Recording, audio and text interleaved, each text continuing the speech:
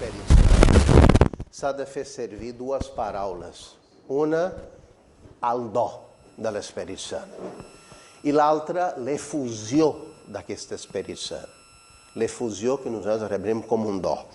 El do, vosaltres sabeu, els més grans heu estudiat el llatí, i sabeu que ve precisament de la paraula donum, que significa traduir literalment regal. Quelcom que no tu mereixes, no em pots comprar, algú te'l fa, i tu el rep. I si és una persona agraïda, això és un do. I la efusió és una paraula que també ve del llatí que significa en abundància. Un líquid que nosaltres vessem, derramamos en abundància, amb efusivitat. Perquè penseu vosaltres, si és un amic que és humil, amb pocs recursos, et fa un regal.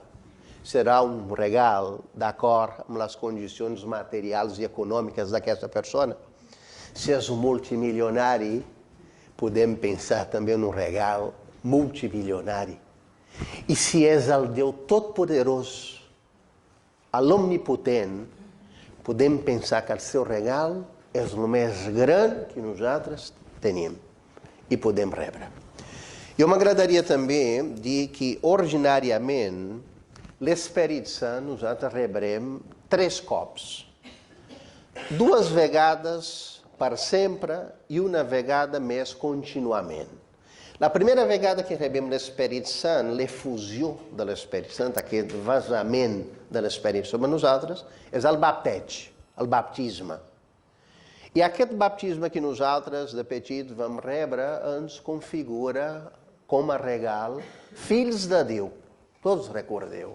El baptisme ens fa fills de Déu, que no és poca cosa. Vosaltres sabeu que en el diàleg interreligiós hi ha molts punts de connexió entre totes les religions. Però hi ha una cosa que a nosaltres ens diferencia de totes les altres religions conegudes. Cap religió coneguda fins ara ha tingut l'atreviment, la gosadia, de dir a Déu amb el nom de Pare. Això és un gran atreviment, que nosaltres només fem per un desbordament d'amor que ens confereix l'Esperit Sant al dia del nostre baptisme. Ets fill de Déu, tu revela, fill de l'Altíssim, que no és poca cosa. Penseu el que heu d'heredar d'aquest Déu que és rei i senyor de l'univers. La segona vegada que rebem el do de l'Esperit Sant és la confirmació, que és un sacrament de la vida adulta, un moment en què la persona està cridada a donar fruits. Ara ja no estàs ja per jugar la pilota. Ara la vida espera de tu uns determinats fruits. Has rebut uns talents naturals. I aquests talents han de començar a donar fruit que la societat espera, que la teva família espera de tu, que el món espera de tu i que el teu Senyor espera de tu. I per això, perquè aquests fruits puguin ser bons i donats en el seu moment, l'Església ens confereix aquesta segona efusió de l'Esperit Sant, que és la confirmació. Tots 2 sagraments rebem un cop més a la vida, imprimeixen caràcter, és a dir, no et pots esborrar del teu ésser. Estàs marcat per sempre, tant amb el baptisme com amb la confirmació. Hi ha una altra ocasió que nosaltres rebem el do de l'Esperit Sant, que és l'Eucaristia. El sacerdot envieu, Senyor, l'Esperit Sant sobre aquest pa i aquest vi perquè es converteixi en el teu cos i en la teva sang. Si Jesús, el propi de l'Eucaristia, és identificar-se amb un aliment, és perquè està vinculat a la necessitat de tenir forces per caminar, per seguir endavant. Allò que deia Antônio Machado, no hi ha camí. A camí vas fent, de mica a mica, que vagis caminant. I per caminar necessites força. Perquè si no tens la fortalesa sobrenatural, moltes situacions que humanament són impossibles de transpondre, tu quedaràs pel camí, però no caminant. E para isso a Eucaristia também nos confere a energia necessária para seguir caminhando. Também me agradaria recordar a vós outras que a meta que persegue a efusão do Espírito Santo, a primeira é que podemos viver a liberdade do Espírito. Pensei a vós outras que, por natureza, todas as ciências do comportamento han detectado que nós outros, os seres humanos, hemos nascido defectuosos. Muito surpreendente. De fato, os pares da psicologia dizem que todos nós outros somos filhos de uma história de traumas. Todos. Nascer naquele mundo é uma experiência traumática. E nos explicaria aos autores que falam de isso, mas é um trauma venir naquele mundo. E por um outro canto, sabe que quando nós outros passamos por um trauma, isso genera umas aderências à ânima, um endurecimento da cor. Os esposos, por exemplo, todas as pessoas que han tido a experiência traumática de perder um grande amor, de perder um ser estimado, muito apreciado, sabiam que despreza essa experiência, daquela decepção, de haver sido traicionado, nos custa relacionar desde o amor, porque o cor estanca e estrenca também. E por isso, a ação do Espírito Santo, naqueles casos, como vosotros recordeu de Pentecostes, é o foco. E o foco tem duas propriedades básicas. A primeira, iluminar. E a segunda, generar calor. Para isso serve o foco. E o foco, a calor do foco, tem uma propriedade mágica. Algo que é muito duro, reblandece. Por exemplo, os alimentos, o formaggio, quando está submerso a uma alta temperatura, esfone. Todo o odor que toca o fogo, olfatou. Però per un altre cantó, allò que és molt feble i blandengue esdevé ferm i fort. Com, per exemple, els ous. Que li agrada els ous durs. Sabeu que precisament l'ou és una cosa de poca estructura. Físicament parlant, no s'aguanta dret, es desfà com l'aigua. Però un cop elevada la pressió i la temperatura, esdevé quelcom resistent. De maneira que l'acció de l'Esperit Sant, que és foc, serveix per les dues finalitats també, per anar desfent aquestes aderències, aquestes dureses que nosaltres hem anat adquirint al llarg de la seva vida en funció de les situacions traumàtiques que suposa viure en aquest món. Per un altre cantó, també tenim molts complexes. El primer do per excel·lència de l'Esperit Sant es diu parresia. Parresia és o contrário da timideza. É a pèrdua dos respeitos humanos que permite donar testemunho de Cristo de uma maneira eloquente e com veracidade. Os discípulos de Jesus, tancados no cenáculo, atemoridos, e depois que revelaram o show do Espírito Santo, surtam, predicando a tothom. Se ao cabo de uns dias passados havia matado ao seu fundador, e agora estão falando de cara à ágora, à praça pública. E há um câmbio aqui importante da atitude. E de maneira que a rebra, a efusão do Espírito Santo, suposa também destapar todas aquelas coisas que nos outras são esdevingudas muito febles. E que é necessário um valor, uma valentia, para que tu pugues donar a Deus algo que lhe pertence. A parábola da vinha. Deus espera de tu um fruto muito preuado. E que tu vais poder, nos atos, poner muitos obstáculos arrando aos complexos que temos. Não é para mim, não é para tu. Tantas assim que é tão surpreendente que Jesus vai criar precisamente aos mais desqualificados para a missão que teria ele davant. Não aos mais ou menos qualificados. Aos menos qualificados, do ponto de vista moral, do ponto de vista intelectual, do ponto de vista dos valores éticos. Jesus vai criar o pior. Pero eram pessoas que potencialmente tinham alguns elementos que, revivados pela flama do Espírito Santo, vão arribar a ser o que eram. De maneira que Deus não nos vai transformar numa outra pessoa. Vai, através da efusão do Espírito, treure de nós outros o melhor que somos e que podemos fazer. Também está daí que dos frutos da efusão do Espírito Santo é ter mais intimidade com Jesus.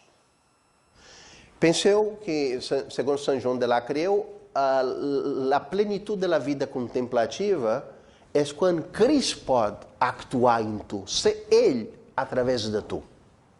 E para isso requer uma intimidade profunda com o Senhor.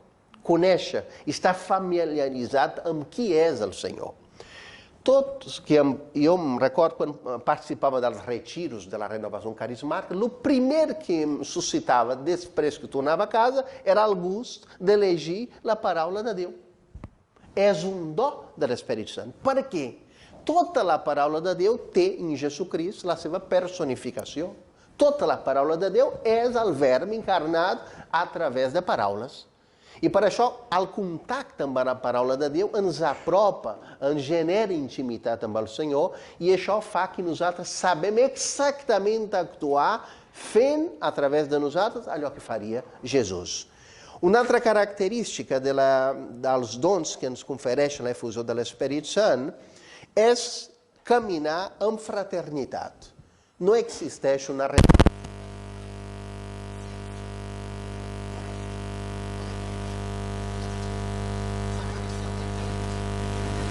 fundador dos benedictinos, é dizer, todos os monges ocidentais têm a sua regra baseada em São Benedito. E a regra de São Benedito diz uma coisa: al que vulgue pregar sol, no mês pode ser de duas uma. Ou molt místico, molt elevado na santidade, ou molt orgulhoso. E sigue de uma maneira ou outra, é uma pessoa muito peculiar. Para que em comunidade generaria um problema. Siga orgulhoso, siga muito místico. Então, mais vale que o místico esteja ailhado, vivendo as suas experiências espirituais que não todo mundo pode entender, nem compreender, nem compartilhar. E a pessoa muito orgulhosa também é um problema, porque pode generar conflito na sede da comunidade. O ideal é ser acompanhado por uma comunidade orante. Pensei que a promessa de Jesus é quando 2 ou 3 estiverem reunidos, eu me farei em meio de vosotros. A promessa da efusão da sua presença em meio de nós não está feita para a experiência individual unitária. Surpreendente. É quando preguemos em comunidade que o Espírito Santo, a efusão da pessoa do Espírito Santo e também da pessoa do Filho, as manifesta em comunidade. E daí a importância de caminhar juntos. E já sabia o que veio da latim antiga, aquilo que diz que quando tu vas solo, arriba mais rápido. Pero quando vas acompanhado, arriba mais longe. E nós vamos arribar ao céu. E se a meta, a fita, é arribar ao céu, vale mais que aprendes a donar as mãos, deixar-te guiar, deixar-te acompanhar e aprender a conviver com os teus irmãos. Também me agradaria remarcar com vosotros que todos os vícios que temos, quais defeitos de caráter, são coisas que nos escravizam. E quando uma coisa nos escraviza, nos impedem de ser livres. E uma pessoa livre não pode gaudir da felicidade veritável, que não mesmo pode entender quando eu posso livremente realizar os meus anelos mais profundos. Olha que diz San Agustín: cor nostrum e requietum est, donec requiescant in te. Traduído que já sabeu, que ao nosso cor estará sempre inquieto, fins que repose veritavelmente em Deus. No momento que nós outras nos rendimos, quando tu te rendeixas, cantei em alguma canção, quando tu rendeixas ao Senhor, e agora se Ele pode ser a plenitude do teu ser. Se há um elemento comum a todas as pessoas que han tingut um trobament amb Déu, fixeu-vos bé, us poso um repte. Se mireu todos os personagens que han tingut uma experiência profunda de sentir-se envoltados pelo amor de Deus, todos tinham quelcom em comum, que vosaltres heu de copiar, se voleu tenir el mateix trobament, que é o reconhecimento público e notório de la seva carência, la seva feblesa, carência de virtude aos pecadores, carência de saúde aos malalts, carência d'ordre interior aos possessos. Todos são pessoas que han tingut uma profunda experiência de uma carência, de uma pobreza.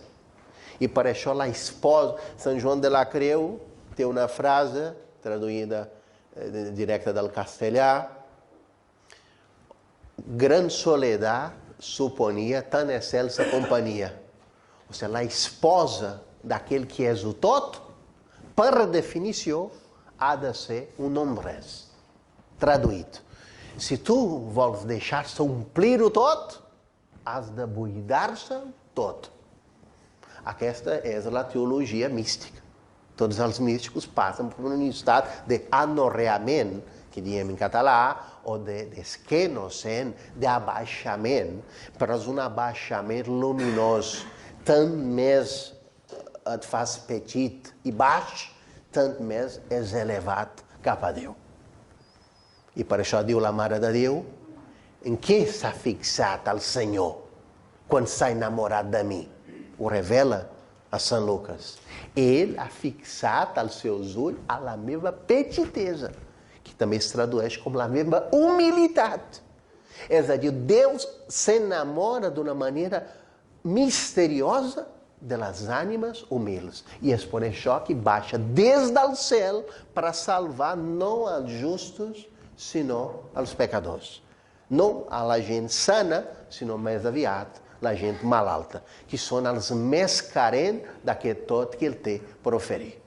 E a efusão do Espírito Santo é precisamente això: colmar em abundância todas aquelas lagunas internas e buidors que anem arrossegam al llarg de la nostra vida.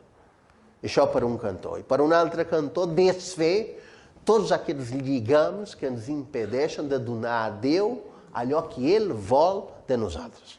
E por això estaria bé, durante el moment de la infusió, vosaltres que rebreu la imposició de les mans, també demanar al Senyor: Senyor, què vols de mi? Què vols de mi, Senyor? E não tenir por de la veu del teu Senyor, que et podrà dir directament o t'anirà parlant através dels altres o dels esdeveniments que vindran després d'aquest moment, que serà un marc a la vostra vida. Não perquè dic jo, ni perquè diu ells, perquè aquesta és la promessa de Jesus. Jo us enviaré l'Espírit Sant i Ell us farà recordar tot allò que eu vull transmetre a vosaltres. D'acord?